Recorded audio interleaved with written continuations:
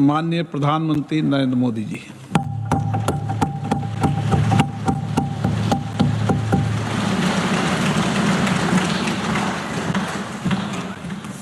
आदरणीय अध्यक्ष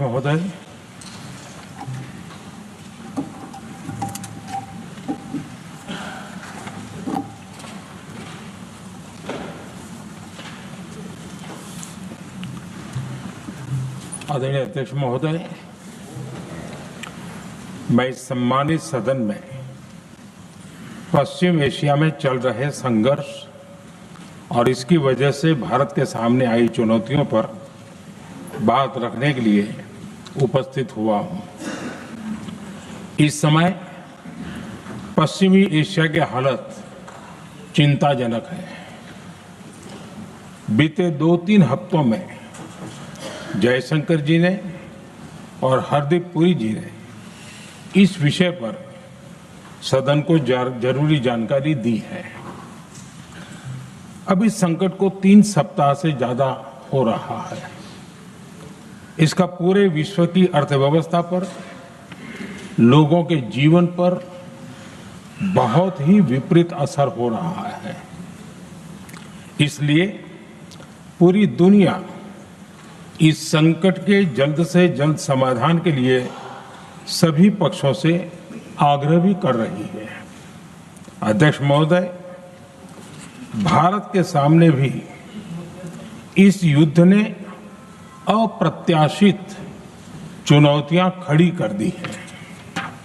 ये चुनौतियां आर्थिक भी हैं, नेशनल सिक्योरिटी से जुड़ी भी हैं और मानवीय भी हैं। युद्धरत और युद्ध से प्रभावित देशों के साथ भारत के व्यापक व्यापारिक रिश्ते हैं। जिस क्षेत्र में युद्ध हो रहा है वो दुनिया के दूसरे देशों के साथ हमारे व्यापार का भी एक महत्वपूर्ण रास्ता है। विशेष रूप से कच्चे तेल और गैस की हमारी जरूरतों का एक बड़ा हिस्सा यही क्षेत्र पूरा करता है। हमारे लिए ये रीजन एक और कारण से भी अहम है। लगभग 1 करोड़ भारतीय खाड़ी देशों में रहते हैं और वहां काम करते हैं। वहां समंदर में जो कमर्शियल शिप चलते हैं उनमें भारतीय क्रू मेंबर्स की संख्या भी बहुत अधिक है। ऐसे अलग अलग कारणों के चलते भारत की चिंताएं स्वाभाविक रूप से अधिक है। इसलिए ये आवश्यक है कि भारत की संसद से इस संकट को लेकर एक मत और एकजुट आवाज दुनिया में जाए।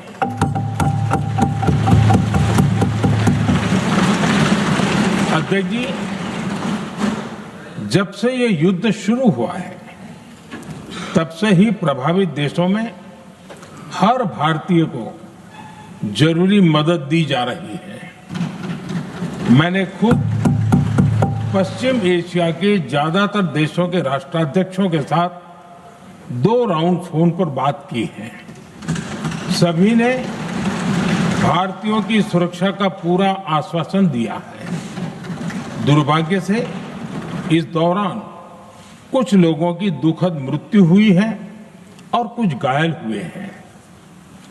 ऐसे मुश्किल हालात में परिवारजनों को आवश्यक मदद दी जा रही है।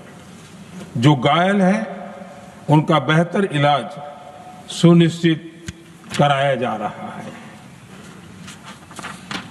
अध्यक्ष जी, प्रभावित देशों में हमारे जितने भी मिशन हैं वो निरंतर भारतीयों की मदद करने में जुटे हैं।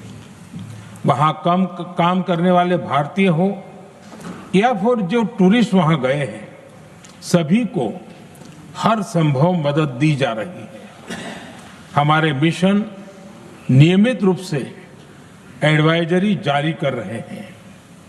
यहां भारत में और अन्य प्रभावित देशों में 24/7 कंट्रोल रूम और आपातकालीन हेल्पलाइन स्थापित की गई है।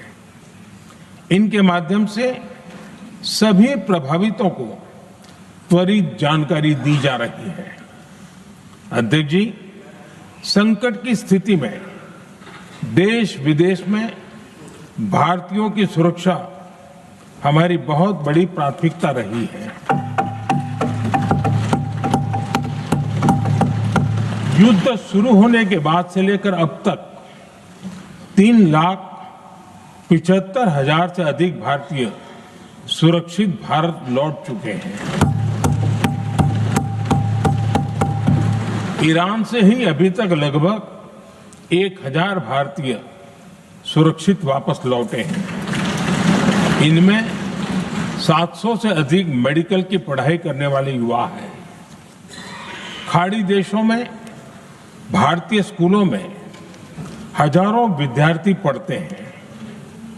सीबीएसई ने ऐसे सभी भारतीय स्कूलों में होने वाली कक्षा 10वीं और 12वीं की निर्धारित परीक्षाओं को रद्द कर दिया है।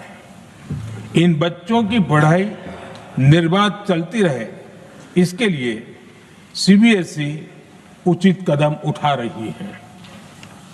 यानी सरकार संवेदनशील भी है, सतर्क भी है और हर सहायता के लिए तत्पर भी है।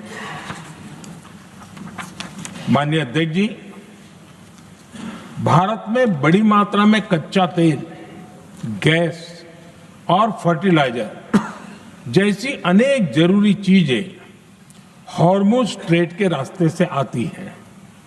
युद्ध के बाद से ही हॉर्मुज स्ट्रेट में जहाजों का आना जाना बहुत चुनौतीपूर्ण हो गया है। बावजूद इसके हमारी सरकार का ये प्रयास रहा है कि पेट्रोल, डीजल और गैस की सप्लाई बहुत ज्यादा प्रभावित न हो। देश के सामान्य परिवारों को परेशानी भी कम से कम हो, इस पर हमारा फोकस रहा है। हम सभी जानते हैं, देश अपनी जरूरत की 60% एलपीजी आयात करता है। इसकी सप्लाई में अनिश्चितता के कारण सरकार ने एलपीजी के डोमेस्टिक उपयोग को प्राथमिकता दी है। साथ ही एलपीजी के देश में ही उत्पादन को भी बढ़ाया जा रहा है। पेट्रोल, डीजल की सप्लाई पूरे देश में सुचारू रूप से होती रहे, इस पर भी लगातार काम किया गया है। अध्यक्ष जी, आज की इन परिस्थितियों में एनर्जी सिक्योरिटी को लेकर बीते एक दशक में उठाए गए कदम और भी प्रासंगिक हो गए हैं।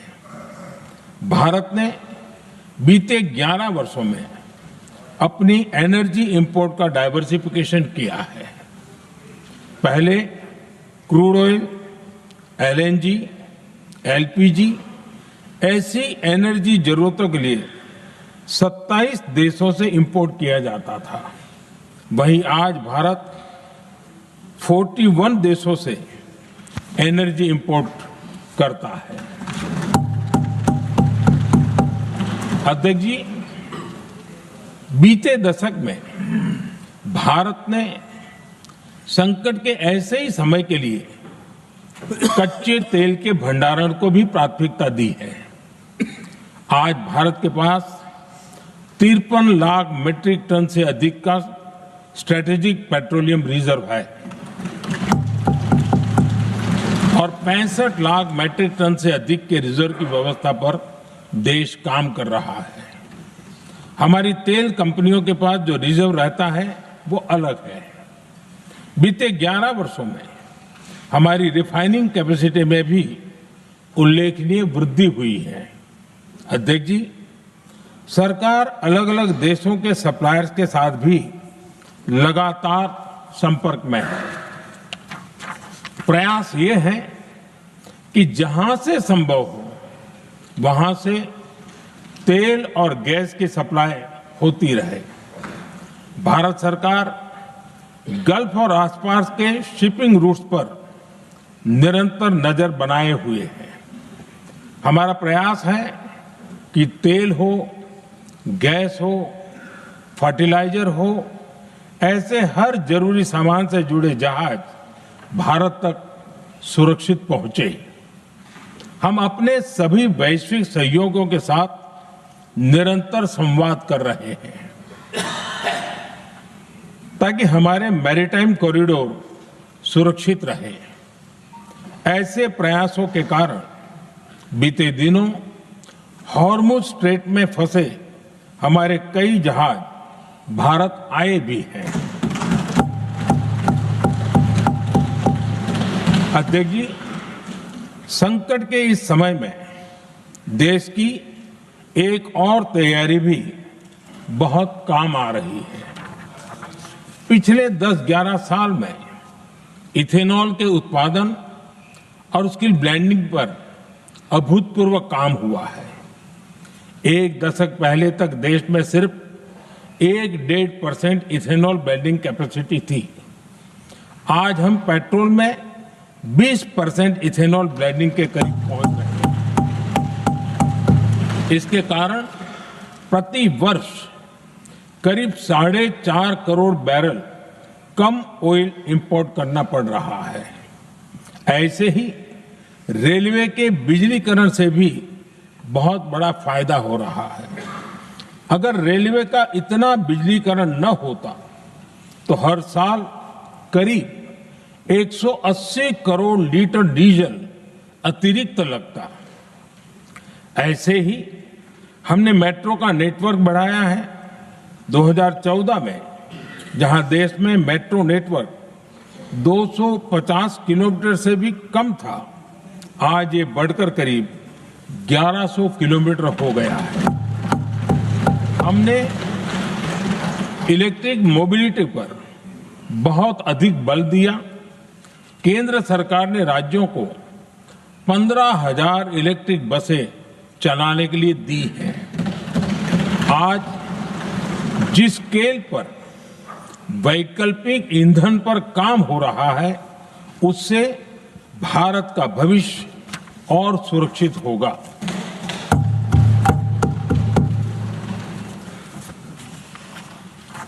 आदरणीय अध्यक्ष जी, हम जानते हैं कि एनर्जी आज इकोनॉमी की रीढ़ है और ग्लोबल एनर्जी नीड्स को पूरा करने वाला एक बड़ा सोर्स वेस्ट एशिया है। स्वाभाविक है कि दुनिया भर की अर्थव्यवस्था वर्तमान संकट से प्रभावित हो रही है और भारत पर इसका कम से कम दुष्प्रभाव हो, इसके लिए निरंतर प्रयास किए जा रहे हैं। सरकार इसके शॉर्ट टर्म, मीडियम टर्म और लॉन्ग टर्म ऐसे हर असर के लिए एक रणनीति के साथ काम कर रही है। आज भारत की इकोनॉमी के फंडामेंटल्स मजबूत हैं। इससे भी देश को बहुत मदद मिली है। हम हर सेक्टर के स्टेक होल्डर्स के साथ चर्चा कर रहे हैं। जहां भी जरूरत है उस सेक्टर को आवश्यक सपोर्ट दिया जा रहा है। भारत सरकार ने एक इंटर मिनिस्ट्रियल ग्रुप भी बनाया है। ये ग्रुप हर रोज मिलता है और हमारे इंपोर्ट एक्सपोर्ट में आने वाली हर दिक्कत का आकलन करता है और ये ग्रुप आवश्यक समाधान पर भी निरंतर काम करता है। मुझे पूरा भरोसा है कि सरकार और इंडस्ट्री के साझा प्रयासों से हम परिस्थितियों का बेहतर सामना कर पाएंगे। माननीय अध्यक्ष जी, एक बड़ा सवाल ये है कि युद्ध का खेती पर क्या प्रभाव होगा।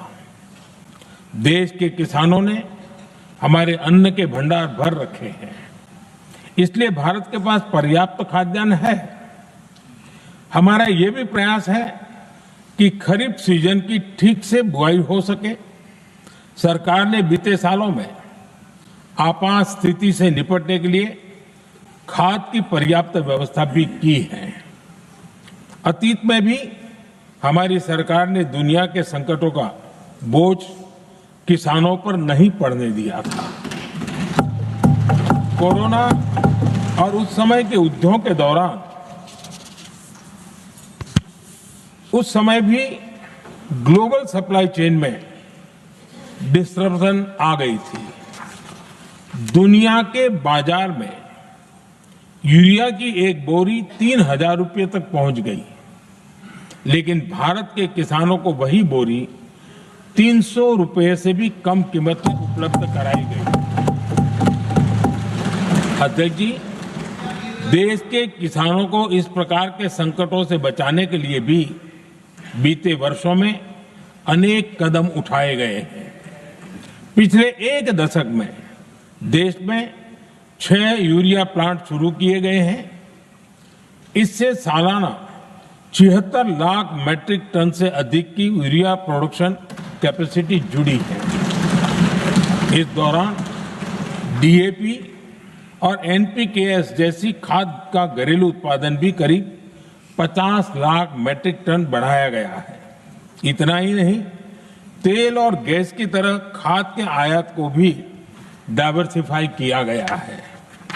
ऐसे ही डीएपी और एनपीके के आयात के लिए भी हमने अपने विकल्पों को विस्तार किया है। अध्यक्ष जी, सरकार ने देश के किसानों को made in India nano urea का विकल्प भी दिया है। सरकार किसानों को प्राकृतिक खेती के लिए भी प्रोत्साहित कर रही है।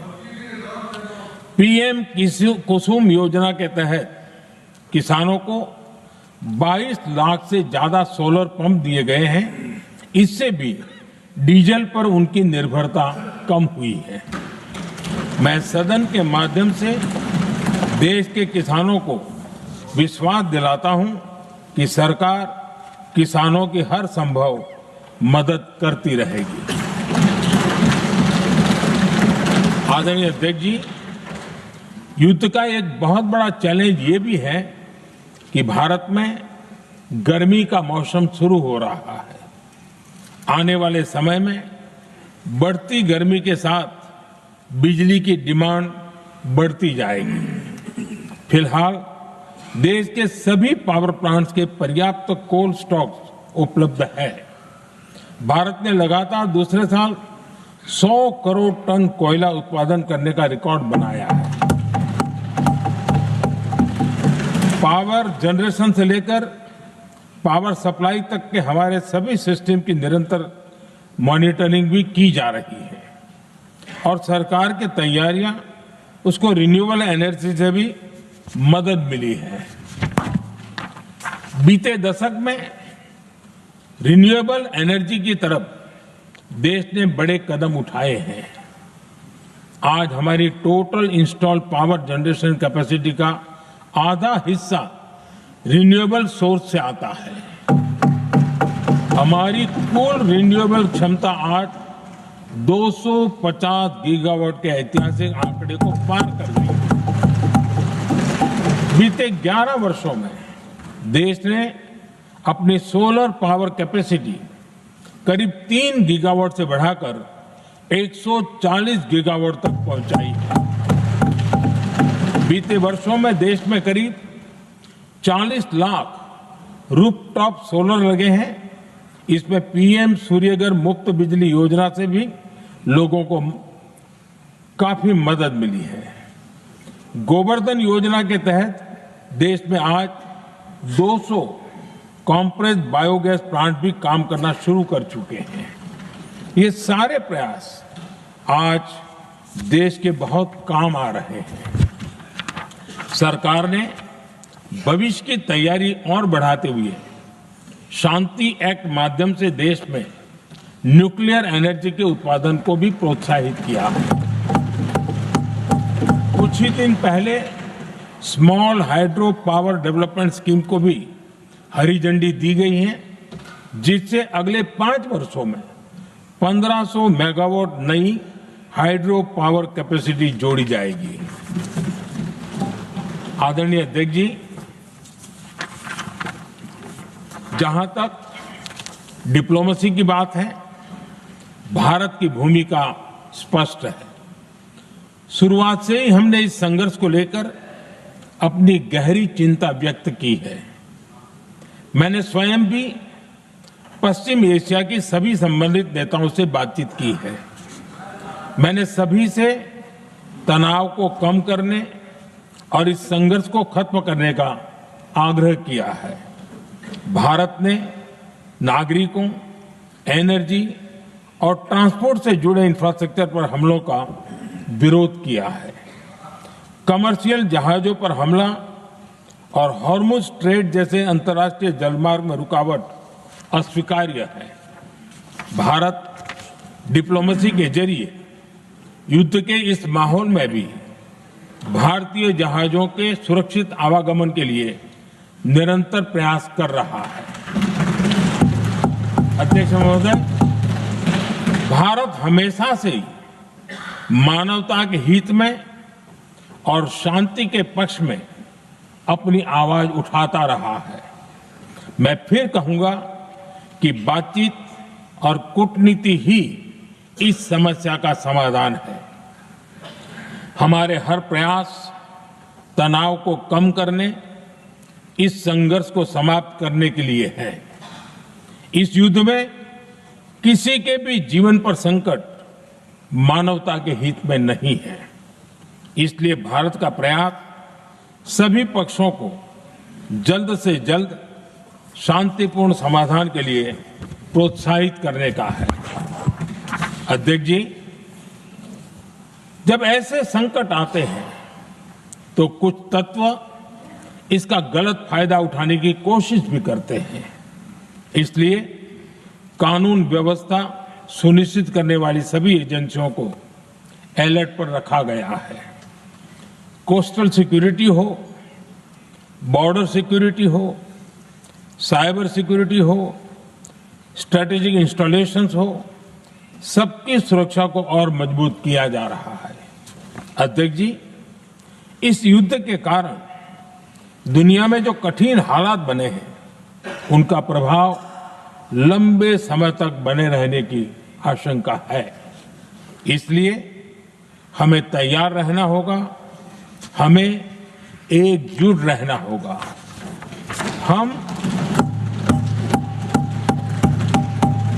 हम कोरोना के समय भी एकजुटता से ऐसी चुनौतियों का सामना कर चुके हैं।